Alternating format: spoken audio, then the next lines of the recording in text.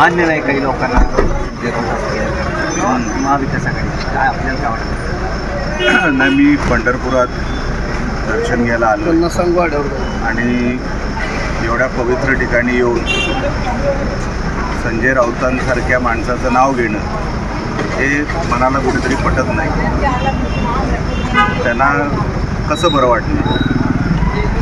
महायुती निवडून येते, ते आता लीलावतीमध्ये जायच्या तयारीत असते. लीलावती हॉस्पिटलला फोन देखील केला असेल की 48 तासात मी येतो, एक बेड ठेवा. म्हणून त्यांच्याकडे दुसरी काय अपेक्षा नाही. आणि एक विकृत माणूस आहे, अशा विकृतीच्या समोर आपण काय प्रतिक्रिया देणार. म्हणून त्यांना त्यांचं काम करू द्या किंवा त्यांना जे काय करायचं आहे ते बोलू द्या. मी त्यांची दखल द्यायचं सोडून दिलं. अदखलपात्र माणूस आहे, कधी निवडणूक लढवली नाही, कधी मैदानात उतरलेला नाही. 4 भिंतीमध्ये जो माणूस बोलतो त्याला मी किंमत देत नाही. इम्तियाज जलील यांना एका पत्रकारांनी प्रश्न विचारला, पण त्यांनी त्यांच्या कार्यकर्त्यांनी त्यांना नक्की म्हणून बाहेर काढलं. ते स्वतःही पत्रकार होते. काय म्हणजे नाही, त्या जलीलला चरबी आली, त्याला फार मस्ती आली. ते स्वतःला आता तो नेता समजायला लागला. स्वतःला त्याची जागा दाखवावी लागणार. आता जर अशी नाटकं करत राहिला जलील तर लवकरच बंदोबस्त होणार त्याचा. आणि नको ते कामं त्यांनी उद्योग करायचे नाही. पत्रकारांचं प्रोफेशन आहे, प्रश्न विचारणं हा त्यांच्या प्रोफेशनचा एक भाग आहे. मग तो कसलाही प्रश्न असू दे, तुम्हाला आवडत नसेल तुम्ही उठून निघून जा, नो कमेंट म्हणा. हात टाकणं म्हणजे यांची मजल कुठपर्यंत आली. एका प्रोफेशनल पत्रकारावर जर तुम्ही हात टाकताय म्हणजे तुम्हाला मस्ती झाली आहे ना, आता जिरवावी लागेल.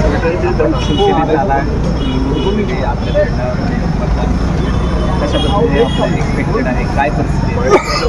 मी विठुरायाचा आशीर्वादच घेण्यासाठी आलो की अगोदर जेव्हा तुळजाभवानीलाही गेलो होतो, आईचाही आशीर्वाद घेतला.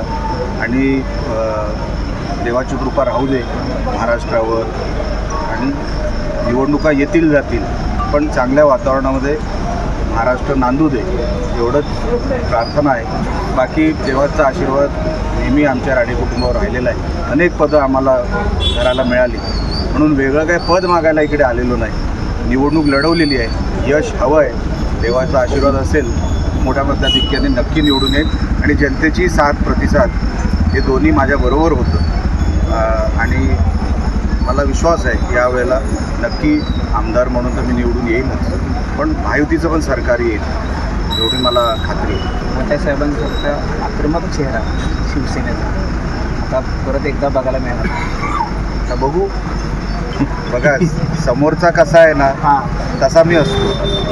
तुम्ही प्रेमाने वागताय, आपण पण प्रेमानेच. पण जर वेडं वाकडं कोण वागलं तर मग आपण जे काय करायचं ते करतो. मग त्याच्यामध्ये तडजोड नाही.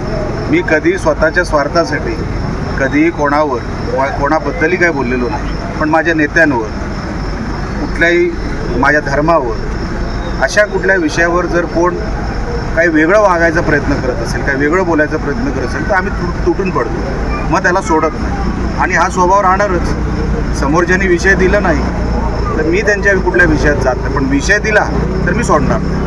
निवडणुकीच्या आधी बरेच फॅक्टरची चर्चा होती, बरेच विषय होते. कुठला फॅक्टर चालणार? शिंदे फडणवीस साहेबांच्या सरकारने जे कामं केली, लाडकी बहीण योजना असेल, सगळ्या ज्या काही योजना राबवल्या त्या घराघरापर्यंत पोचवल्या. त्याच्यामध्ये कसली भेसळ झाली नाही, कसलाही करप्शनचा चार्ज लागला नाही. तळागाळापर्यंत सरकारचा पैसा पोचला.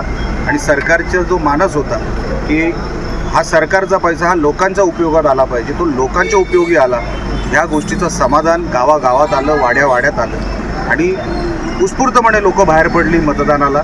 आणि आपण बघाल की जी काय टक्केवारी वाढली किंवा म्हणजे कोकणात वाढली असेल किंवा इतर कुठल्या ठिकाणी वाढली असेल, उत्स्फूर्त मतदान झालेलं आहे.